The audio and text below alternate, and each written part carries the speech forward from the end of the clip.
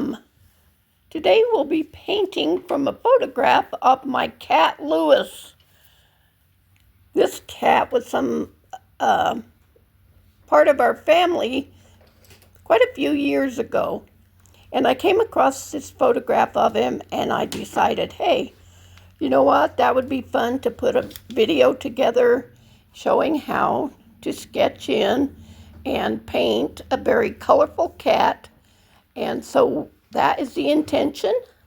We're not going to literally capture a photographic image, but we're going to play with paint and shape. So I'm sketching in very loosely. I am sort of feeling the cat. Since this is a fairly small painting, I can't really move from my shoulder like you would if you were sketching in a larger piece. But I am trying to stay in the middle of the pencil and actually just search out the lines of the cat's body and the dark shapes and just move through the sketch very loosely. By staying loose in the beginning with the sketch and with the paint, it will help with kind of I guess you would say, harmony in the piece, because the paint will not be within any particular lines. Instead, the paint's allowed to just be applied in a way that's very sketchy. This is a fairly quick painting. I'm going to do this in about a half an hour, and that's pretty quick for, you might say, something that looks pretty finished. We're going to exploit color. I love to exploit color, and so you will see me using complementary colors, orange and blue. The blue in the background and the green in the background will help push forward the image of the cat. Putting yellow and orange predominantly into the cat will give it a contrast to the blue, and we'll use some blue in the cat for the dark shadows and to indicate the color of the cat.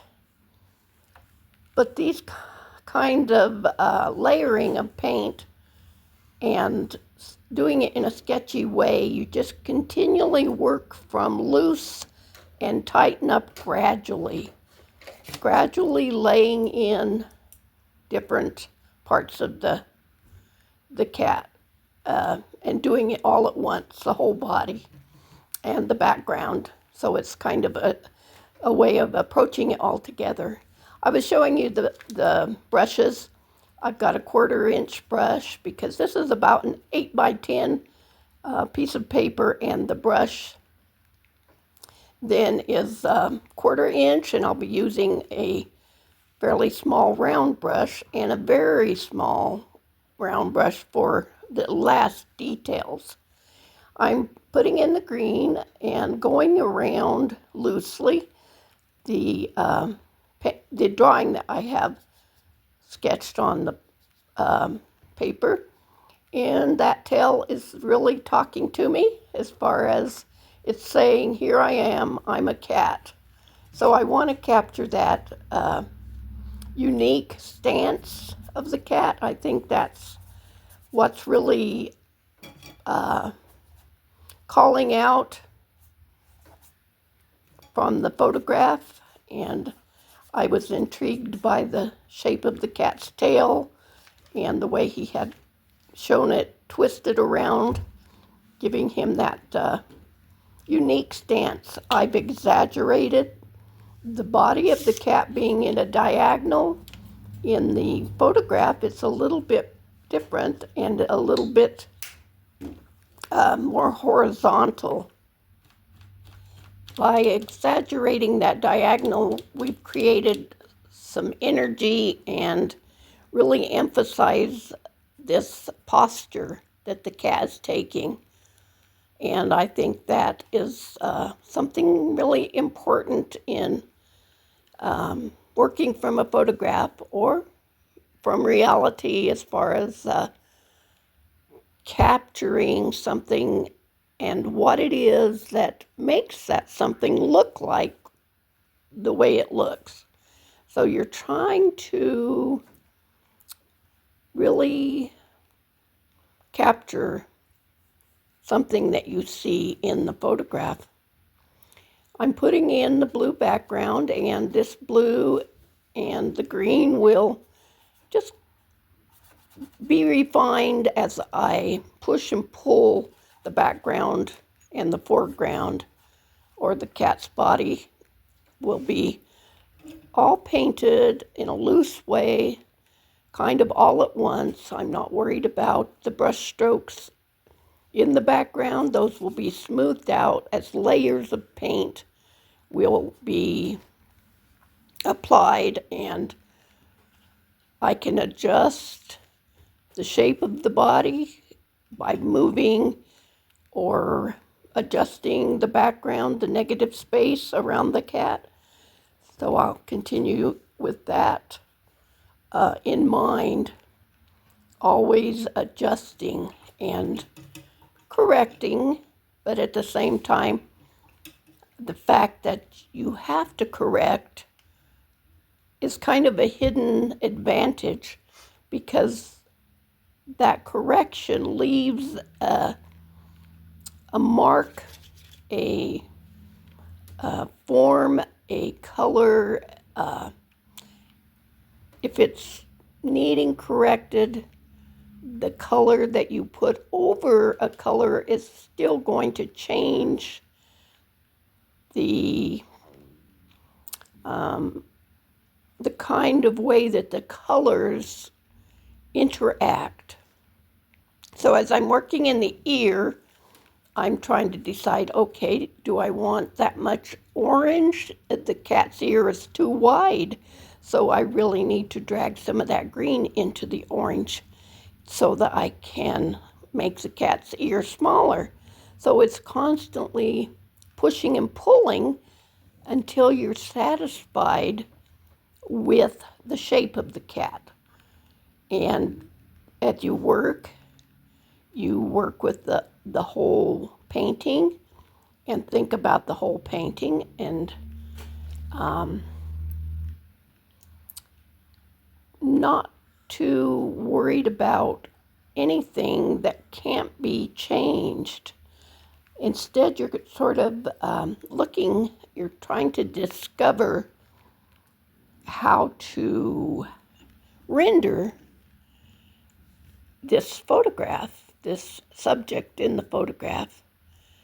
You can see I'm sort of placing the eyes and the nose and the mouth, but as I'm looking at this, I'm constantly wondering, is that head too big? The neck looks thick at this point. The thicker neck isn't satisfactory to my liking, and I'm going to have to adjust that, and I recognize that. I put some orange down around the neck. That doesn't correct what it is I know needs correcting, but it's doing something else. I'm kind of blocking in a big shape of orange, but actually I'm looking at a dark area, and I'm putting the darkest and the most concentrated of the orange color in that area that's darker on the photograph. So I'm constantly putting in the darkest, whether I'm working with the orange or a blue. I'm still trying to put in the darkest area. When I start adding some light, some white to my paint, and I've got yellow on my brush, and we'll add some white and start working a little bit more in the chest of the cat, you'll see me now as I start to introduce some yellow paint. And as I'm introducing yellow in the front of the cat with the white mixed in it, it's a lighter value. So of course that's going to come forward. But as you can see there, I'm narrowing the neck on the cat. So I pulled some of the green and covered some of that orange that was making the cat's neck wider. And now I'm pulling some of the blue and green on my brush into that very bright and concentrated orange, because of course I don't want to leave it in that orange color. But the fact I put the orange color on is interesting and will lend some depth and some interest and some of the quality of the painting. And just using almost any color, but thinking that you're constantly exaggerating the dark area. When I see the darker area on the photograph, I do continue to just focus on that. Keeping the big shape, keeping the design of the cat, and working toward a bold, I guess you could say a bold statement of I am cat. That's what's in my mind as I'm painting. I'm wanting that bold statement. And I know all along as I paint this, I'm not there yet, so I will look and I'll say, what is it that needs to be changed next? And then I'll continue thinking about what needs to be corrected. You see me there narrowing the chest on the cat. I put some blue into that area. The fact that the blue and green are mixed together doesn't bother me. I can put more blue on top of the green. I can put more green to pull that and make a transition between the green and the blue. In the background, I'll be working that into a smoother look. But at this point, I'm just taking my time and again putting in the darkest areas.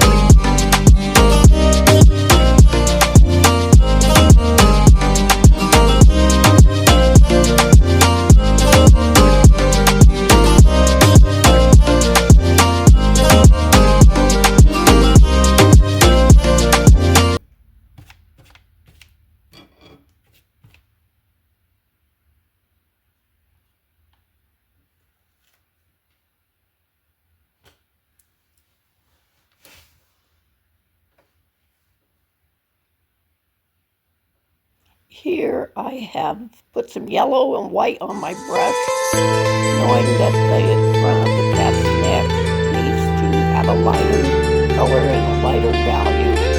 So I've gone over the front of the cat's neck and chest with that yellow and white.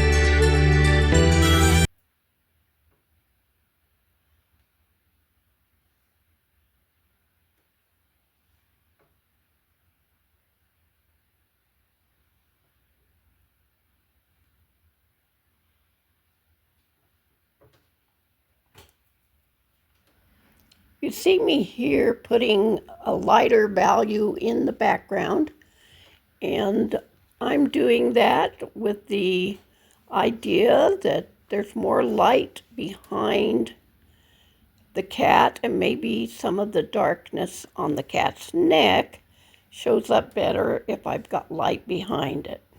So I'm experimenting to see if I like that. I'm going to be doing a lot more to the cat, but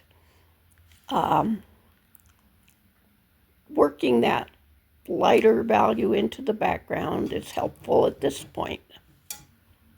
And it can be glazed over and pulled right into the green, but with a lighter value, a duller value, whatever it is that makes it go back in space.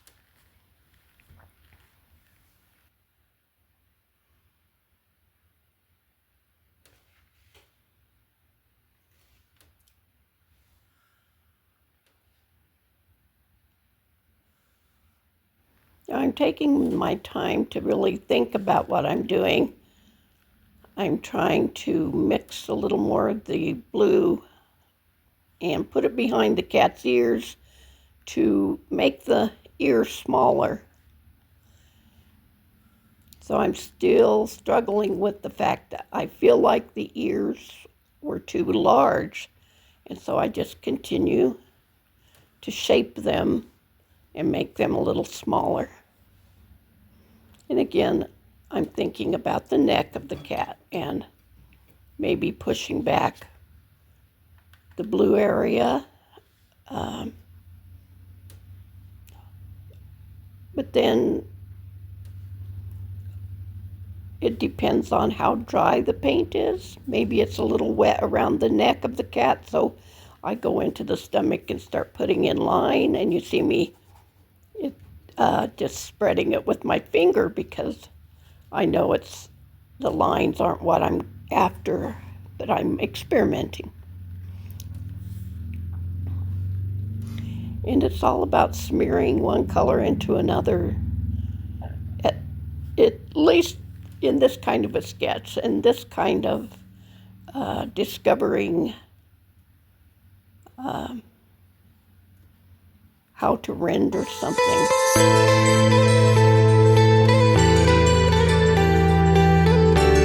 And again, I just keep on going back to the dark area, emphasizing the dark area.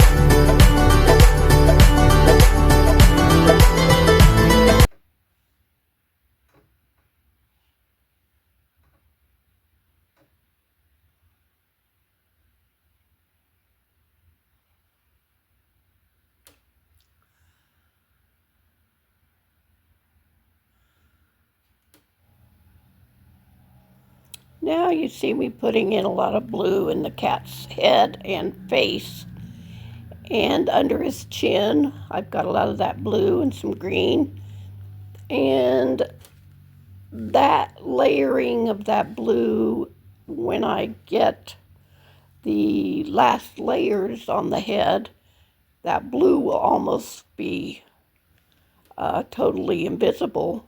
But as you can see, I'm putting quite a bit of white on the ears, and the blue is going to be some of the shadow in the fur and some of the middle value.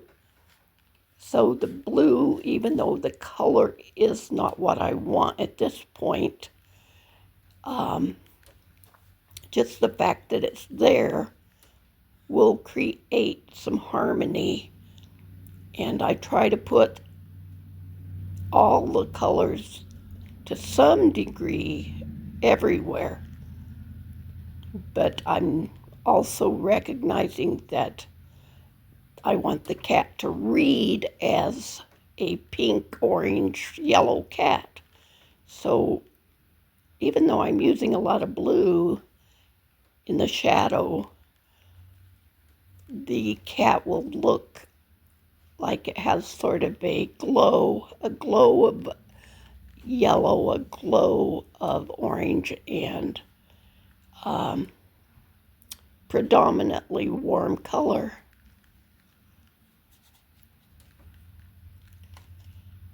And so there I am putting orange and blue together and kind of finding the middle value and toward the end of a bright value. Just a lot of mark making that'll help with the color of the fur and the blue and the green and the white. I'm using a little bit of white, and I'm using the dark blue in the tail to represent the blue that you see in the dark area in the tail. Going into the eyes a little bit there, and just kind of readjusting the face, I guess you could say. Trying to decide, just how big I want that face for the size of the body, constantly adjusting. Trying to narrow the face a little bit and just really, I guess, thinking a little bit here. And you can see when I blended the blue into that orange, it gives it a blue with a shadow, with a warm shadow. So the transition between the protruding part of the jaw and sort of gives that transition.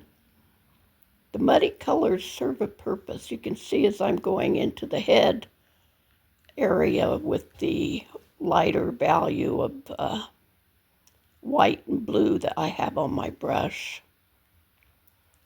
It gives another value and starts to read as the tabby cat,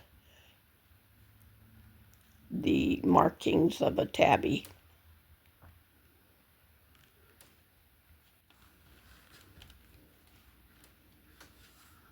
Now I'm constantly or starting to look at the markings more and more in the color of the cat's fur. And so I'm representing that with the stripes and not making the precise end product. Instead, I'm knowing that I'll go over the blue with more of the orange or whatever is necessary. Here I'm adjusting again the neck and head of the cat. So I'm putting in some more background and trying to decide how to make that look a little bit narrower in the cat's neck, which you can see that helped make the cat's neck narrower, but the transition isn't too abrupt because I have some of that green in the cat's face, some of that blue, the background and the face blend a little bit at this point.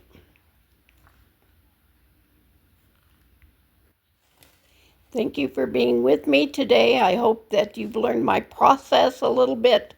I am not going to finish this. It looks like I'm running out of time.